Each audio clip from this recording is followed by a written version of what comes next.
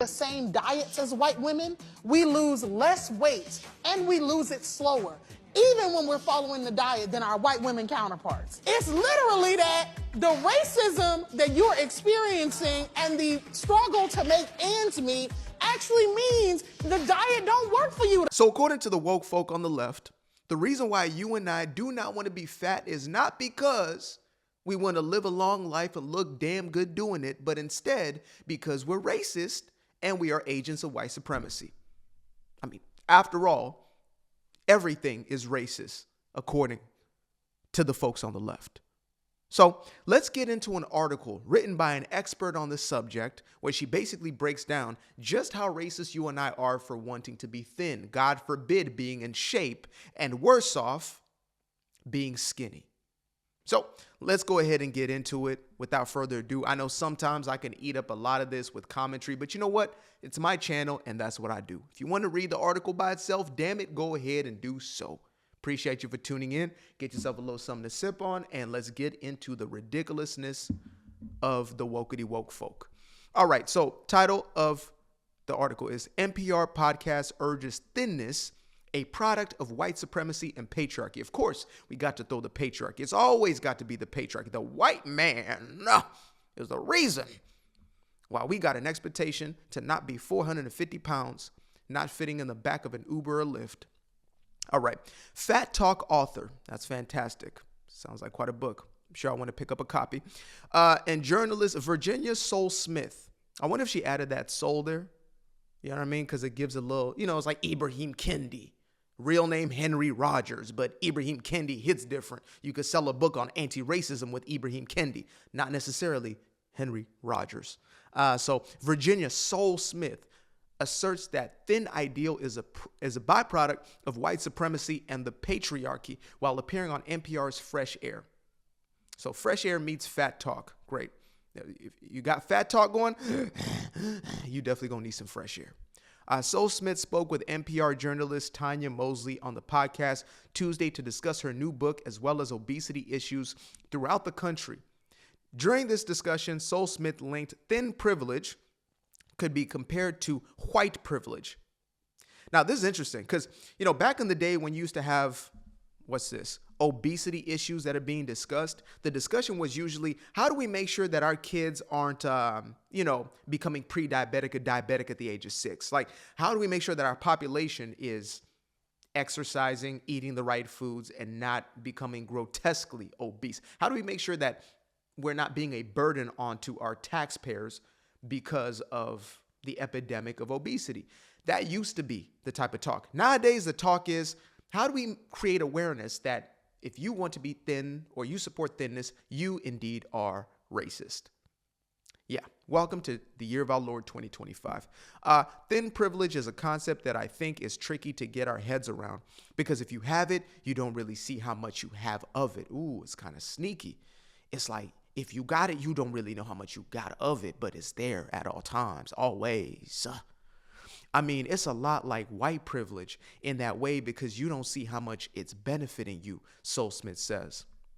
White privilege, I got to do a video on white privilege because, sure, okay.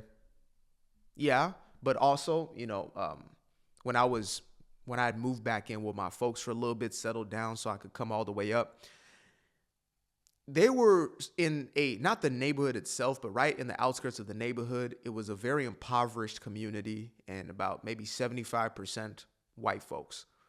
These are some of the poorest people I've seen. I'm talking like real trailer, not trailer park. Like, y'all know what I'm talking about. Y'all know what I'm talking. Shanty towns. Unincorporated town or city type of environments. Like they built their own homes with one arm. That type of stuff going on. Damn car engines in the front of the yard. Stuff like that. Right? Those are the type of situations that you were seeing out there. A lack of teeth. Okay? So I'm wondering where their white privilege went. I wonder where their white privilege went. Later on in the podcast, Mosley and Soul Smith asked Soul Smith to elaborate on a section in her book where she suggests that the strive for thinness could be reinforcement of white supremacy itself. Fantastic. White supremacy, you also write, is a white and heteronormative idea. Can they go through a sentence without using heteronormative? They can't. There is not one woke paragraph that I've read through completely without some heteronormative cisgender boop-de-boop-de-bop. Back in the day, we just used to call it,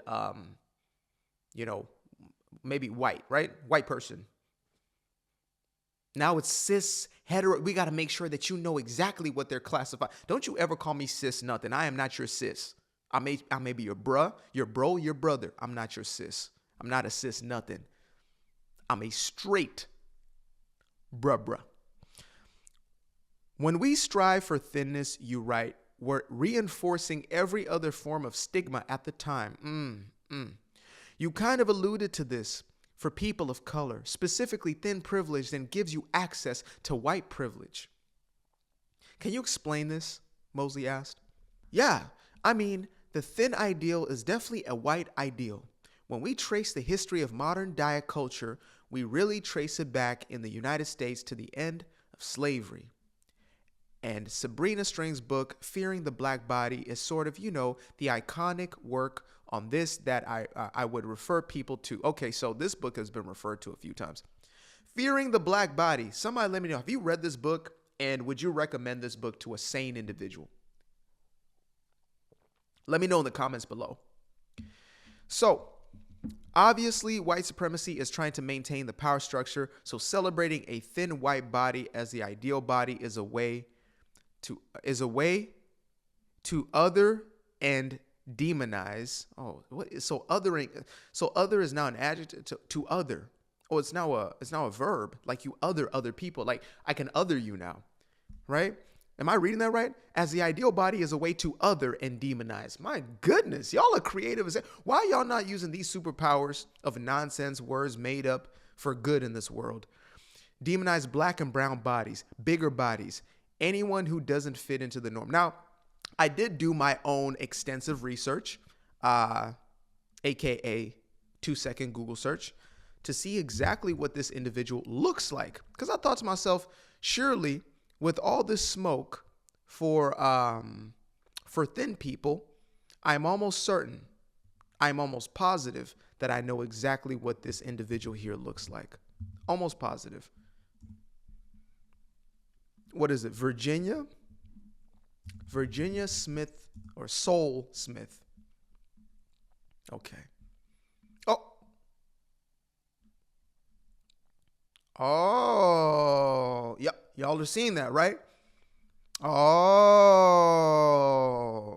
So is it really about black women or, protecting the othered people?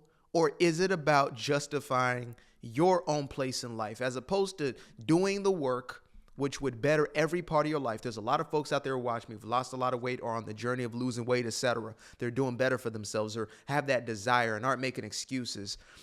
It betters every part of your life. The quality of life increases based upon, essentially your proportions. And I understand that there are people who are thin who have something that is referred to as TOFI, thin on the outside, fat on the inside. So you cannot outrun a bad diet. You can't outrun a terrible lifestyle, okay? But this healthy at any size talk is complete nonsense. So Homegirl said, instead of actually working on this problem in my life, let me go ahead and create an entire alternate universe where essentially they're the bad guys for having an expectation on me, whoever they are. Really, the conversation's in her own mind. Like, that's the thing. Look, let me give y'all some straight talk here. You don't get rid of the problem by pretending the problem's not there. You have to confront it. You have to deal with it face first, in essence. There's no other way. There is simply no other way. But I digress. Yeah. Yep. There's her precious little daughters who she likely, as a caring mother, does not want to see them take on bigger bodies. Oh, I also wanted to do this. 1950s. So boom, boom, boom. So here's an image of black women in the 1960s. The average black woman. Look at that. Do y'all notice anything? Now, no, again, everybody has different bodies. We all have different bodies, and that's a beautiful thing. But do y'all notice anything about the individuals that come up here at the beach? There it is. Besides, the level of modesty, the fact that they don't have a string going up their crack and they're not turned around showing cheeks. Do y'all see the shape that these individuals are in? This is incredible. Look at that. That wasn't out of the norm. This was the norm. If this is offending you, good. I hope it does. I hope it seeds in the depths of your soul. Just women in general. Look, white chicks would like that as well. Oh, look at that. Husbands were everywhere in the community. I know that's a different discussion for a different time. Look at that. People were booed up. It wasn't baby daddies and baby mamas. It was the husband to be, husband has been. Look at that. This is the black body. When you didn't feed it a whole bunch of crap, right? This is the black body when you didn't saturate it full of carbohydrates and sugars, taking up 80% of your diet, and you not moving and drinking and wasting away. She was a little bit, she was considered a bigger woman back in the day. Nowadays, she might be thin in the group. Okay, we see you, Kat. Look at that. Look at that. So, let's get back to the article. Yeah, that's the black bodies that she's purporting to be defending. Fearing the black body, because I get it. Oh, women is more curvaceous. That's not even what we're talking about here. We're talking about obesity, folks. We're talking about obesity. Okay, so later on in the podcast, Mosley and Sol Smith to elaborate on a section in her book where she suggests that the strive for thinness could be reinforced of a white supremacy, blah, blah, blah. Oh, yeah, I literally just read that. She continues, so this is really about maintaining systems of white supremacy and patriarchy, which I think is very helpful to understand because I think a lot of us are really working to divest from these ideas, but we haven't given ourselves permission to stop dieting or to accept our weight wherever it may. And I do agree with that. Accept yourself, love yourself wherever you are, right? Dieting is definitely not the healthiest way to go about things. You want to create a lifestyle as opposed to dieting. Gradual steps are the most powerful. Unless you're the type of person like myself, you can jump straight into something, right? I need to do cold turkey in order for it to work for me. Most people need to take gradual steps. So do that. Do whatever works. Dieting, this on, off, then you binge and then you get bigger than you were before. It's been proven time and time again that the dieting fads do not actually work in your best interest. So I get that. And I get loving yourself at the size that you're at, as opposed to hating yourself in the moment. But loving yourself in a genuine way, to truly have a care for yourself, I guess you would say, is to take the best care of your body as you can. You can't tell me, I love myself, but you're filling yourself up with trash like a damn dumpster fire, right? You're just feeding the fuel of this dumpster fire with whatever the hell that you see. You see it, you eat it. I was about to tell a terrible freaking pun right there. Seafood, yes, I love seafood. I see it, I eat it. Okay, yes, I'm corny as hell. I get it. But if you're going through life and you are eating anything that you want and you're indiscriminate about it, yeah, that's problematic. And look at this. Although, are these commercials? Oh, okay. I think those might be the actual pictures used for the article. That's too funny. Okay. So anyway, this reads, solar search. Okay. Physical fitness has always been central to the far right. Oh my.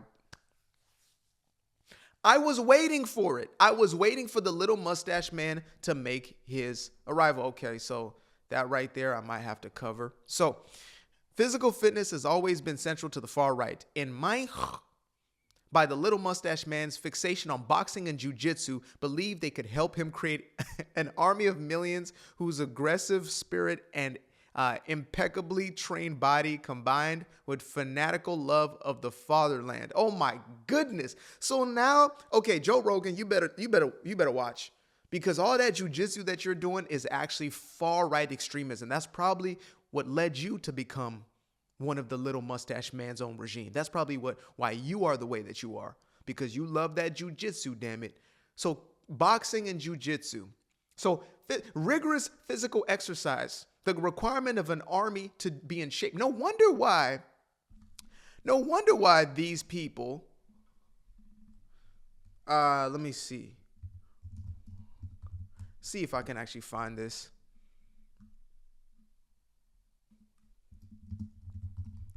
There's like images. Oh, there we go. There we go. Yeah. Fantastic. Look at this, guys. Look at this right here. That right there.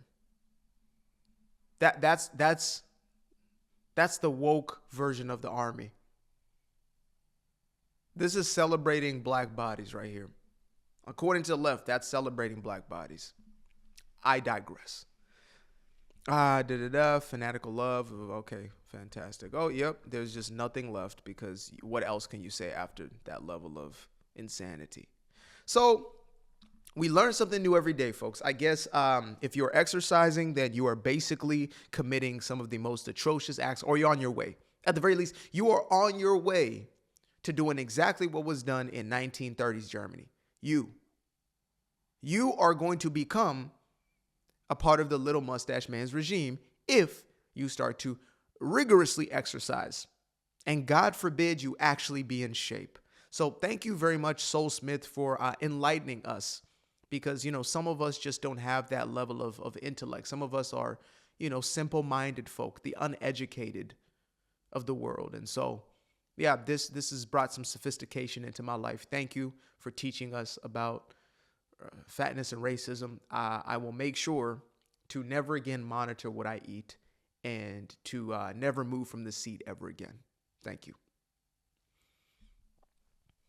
I appreciate you guys for tuning in. Now, if you'd like to stay around, make sure to click that little subscribe button down there, or you can show some love by going to the description below and clicking on the button titled Buy Me a Coffee. Leave a little something there, or click on the Cash App. Leave a little something here. Till the next time, peace. I fell in love with the sunshine. I fell in love with the light. I fell in love with the full moon. I fell in love with the night. I can see the light again. I can see the light. You can see the life in him illuminate the night. I know the time is taking. A 3-6-5, that's a full rotation. I see you looking up. You know them constellations. Constantly gazing like house of praises. You get to praising.